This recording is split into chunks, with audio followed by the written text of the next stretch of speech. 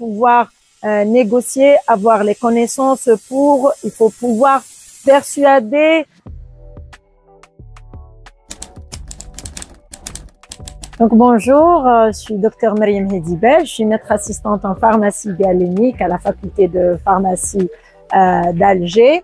Je suis maître assistante en pharmacie galénique, mais j'ai travaillé près d'une dizaine d'années pour les autorités de santé dans différents postes, au ministère de la Santé d'abord, ensuite au ministère chargé de l'industrie pharmaceutique où j'ai occupé le poste de conseillère du ministre entre 2020 et 2021.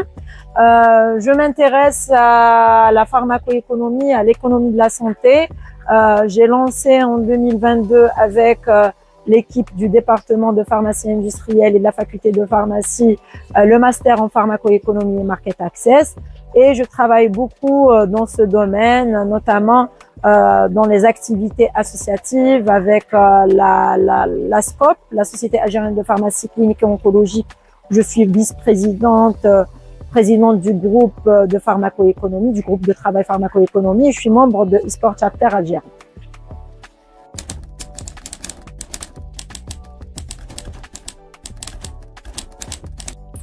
Alors, les compétences techniques, bien évidemment, il faut avoir la formation de base en pharmacie aide beaucoup, mais il faut avoir des connaissances plus larges, je dirais, et techniquement, si on doit travailler sur des évaluations pharmacoéconomiques, on doit avoir des connaissances en recherche clinique, en épidémiologie, en biostatistique.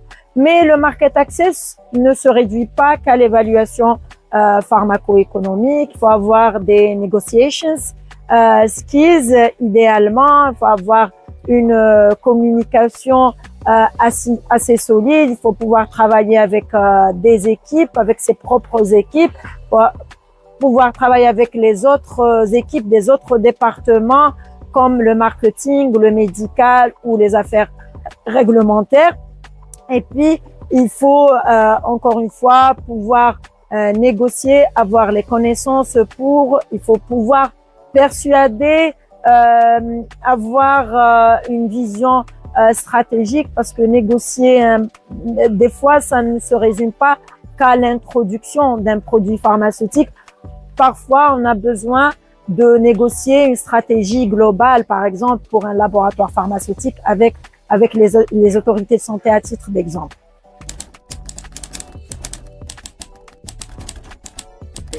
Alors, ces compétences, il y a les compétences 100% techniques qu'on peut acquérir à travers des formations bien évidemment spécialisées.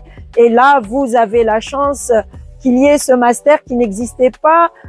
Sachez que on forme des gens en économie de la santé, je pense à Tizi Ouzou, à Bdiaya aussi, mais il y a un manque. Et puis la pharmacoéconomie, c'est pas à proprement parler l'économie de la santé.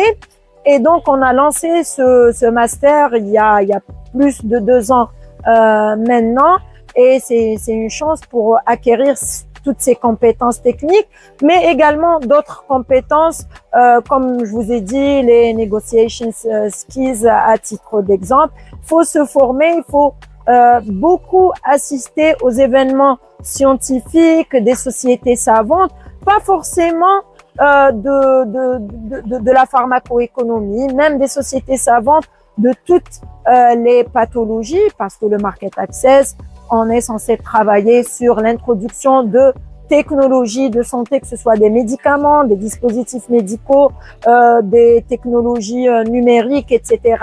pour la santé. Et on est censé maîtriser un peu la pathologie également, maîtriser les tendances dans la recherche, maîtriser aussi le côté réglementaire. Comme vous savez, il y a une dynamique importante, donc il y a tous les jours de nouveaux textes, de nouvelles décisions ministérielles, de nouveaux arrêtés, de nouvelles notes. Donc il faut pouvoir assurer une veille stratégique et réglementaire et pouvoir être toujours au courant de ce qui se passe dans le domaine pour pouvoir mieux défendre ces produits plus tard.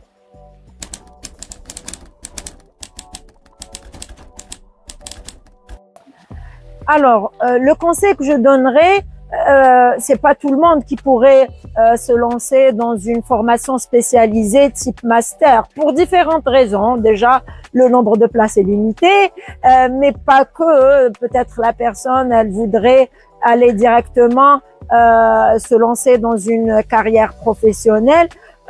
Il faut faire du building capabilities. La personne, elle devrait tout faire pour se former comme elle peut. En attendant, moi-même, je me suis familiarisée avec ça à travers des short courses, à travers des séminaires, des congrès, etc. Et aussi à travers la lecture d'articles, la documentation. Il y a plein d'ouvrages qui sont disponibles pour certains gratuitement. Et à partir de là, commencer à se lancer, pourquoi pas, dès la 6e année sur un sujet de recherche pour le mémoire, le projet de fin d'études en lien avec ce domaine. Et finalement, quand on ressent le besoin, on se forme dessus. Donc, c'est le conseil que je donne. Et puis, si on a la possibilité de le faire, poursuivre une formation spécialisée, type master ou diplôme universitaire ou autre.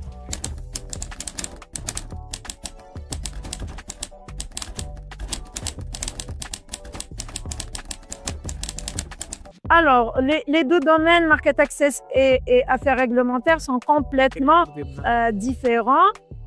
Surtout maintenant, pendant longtemps, les laboratoires pharmaceutiques, qui dépend aussi de la taille de l'établissement pharmaceutique. Quand il y a un établissement pharmaceutique de taille petite ou moyenne, on ne ressentait pas forcément le besoin de créer un département ou même une position market access, c'est-à-dire le pharmacien responsable des affaires réglementaires, le pharmacien directeur technique même, et l'équipe réglementaire se chargeait de préparer le dossier de soumission pour le prix, se charger de déposer les documents nécessaires et soumissionner un tender PCH, l'inscription des produits pour le remboursement, etc. Parce qu'il y a des process réglementaires, en effet. Mais avec la spécialisation, ça devient indispensable d'avoir un département market access. Souvent, il est aussi relié au public affairs, au governmental affairs, où les personnes sont censées aussi plaidoyer et négocier aussi auprès des autorités, auprès de tous les stakeholders. Et ça devient, je disais, indispensable d'avoir ces métiers et souvent un département entier dédié à cela, parce que de plus en plus, les complexités dans le process et le suivi des dossiers.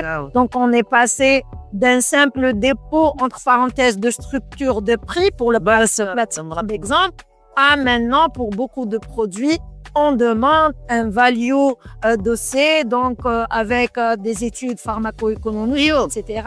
Et donc, c'est un métier à part et il faut lui dédier des personnes à part, des personnes formées.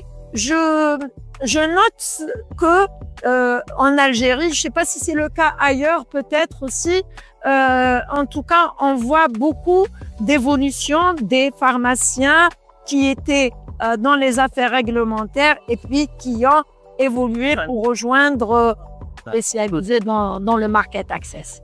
Voilà.